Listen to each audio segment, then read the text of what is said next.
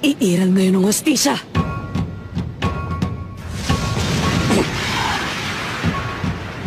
Ang mga ibang nakatulad mo ang dahilan kung bakit hindi ako nagsasawa sa ginagawa kong pagpaslang.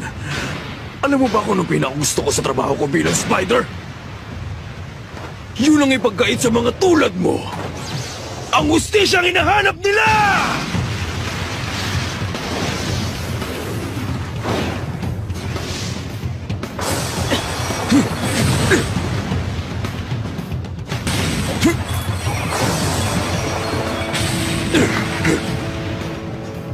Delikado matamaan ako ng kadena niya. Hindi ko alam kung anong salamangka ang ginamit niya pero hindi normal para sa tao maglabas ng ganyang katinting aura. Masyado siyang malakas. Kaya mabuti pa. Tatapusin ko na agad ang labang ito!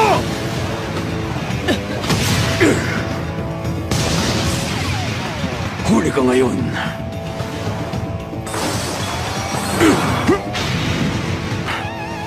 Nakakagulat na.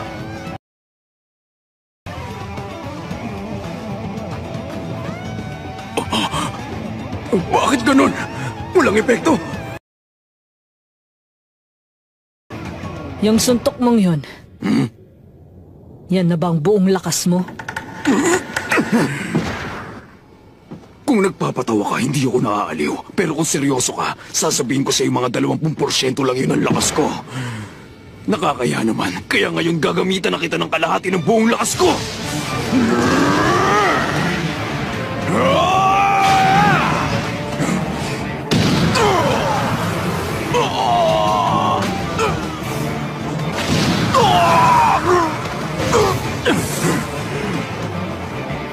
Humanda ka sa...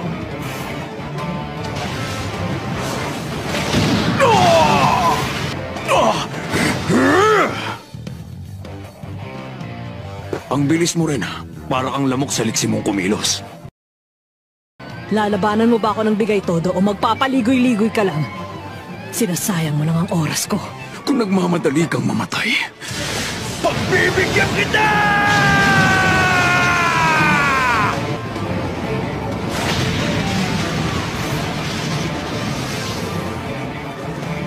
Isang smokescreen.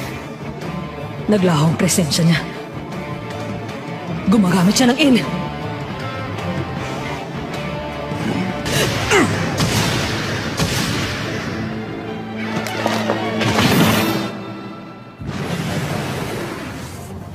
Ngayon sigurado ako na paruhan na kita. Walang nakakaligtas sa buong puwersa ng Big Bang Impact Punch ko! Nagulat din ako sa ginawa mong yun. Hindi ko inakalang kaya mo gumamit ng in. Dahil doon, hindi kita naramdaman. At kasabay nun, lumika ka ng harang para hindi rin kita makita. Mukhang nagkamali ako. Magaling ka pa pala sa tinansya ko. Kaya lang, hindi lang ikaw ang marunong gumamit ng in.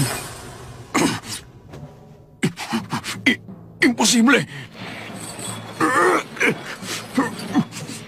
Marunong ka rin pala ng Gyo. Nakalimutan kong sabihin, gawa mga kadena ko sa ng isang conjurer. Kaya natatago ko din sila gamit ng in. Lagi mo lang palang nilalabas sa mga kadena mong ito para linlangin kami. At isipin namin kung magamit ka ng tunay na mga kadena. Ganun na nga mismo. Nagpanggap ako na isa akong manipulator na kumukontrol ng tunay na mga kadena nang sa ganun. Matuon lang ang atensyon ng mga kalaban ko sa kadenang nakikita nila. At sa wakas, bumenta na rin ang pagpapanggap ko.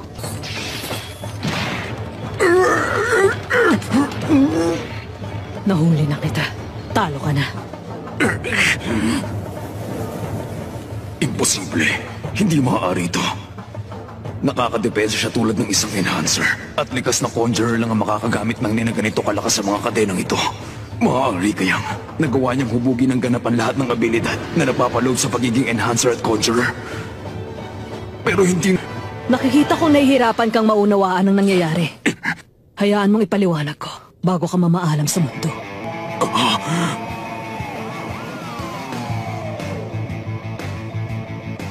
Ang mga matang yan, naalala ko na ang lahat ngayon.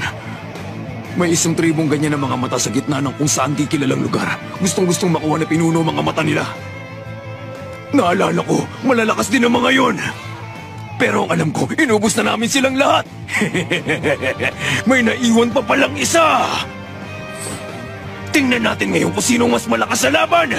Ang galit mo o ang labis na pagnanasa kung durugin ka!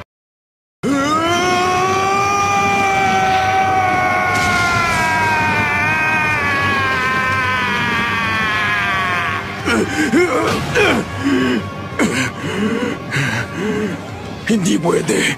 Bakit ayaw? Sa oras na magbago na ang kulay ng mga mata ko, lumilipat ang nen-type ko sa specialist.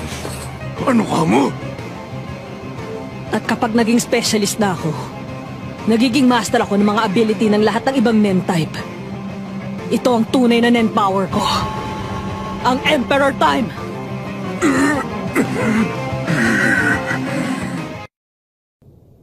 Nagiging specialist ka? Nagagamit mo ang abilidad ng lahat ng ibang nen-type ng 100%? May ganun? Oo, ako yun.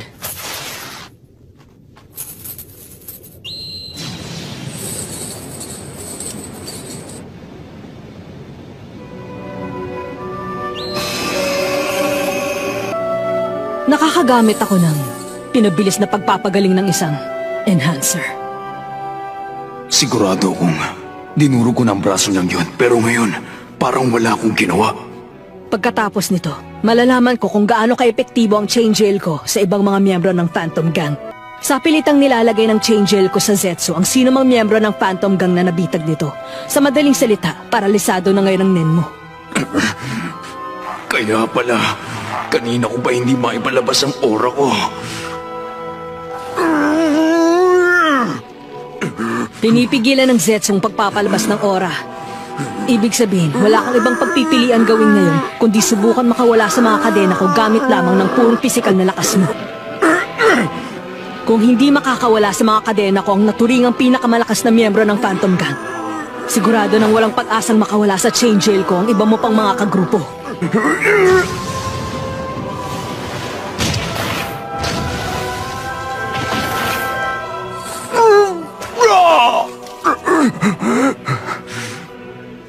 Sa nakikita kong resulta, mukhang ang suntok ko na pinalakas ng nen ay mas lamang ng konti sa pisikal na lakas ng katawan mo.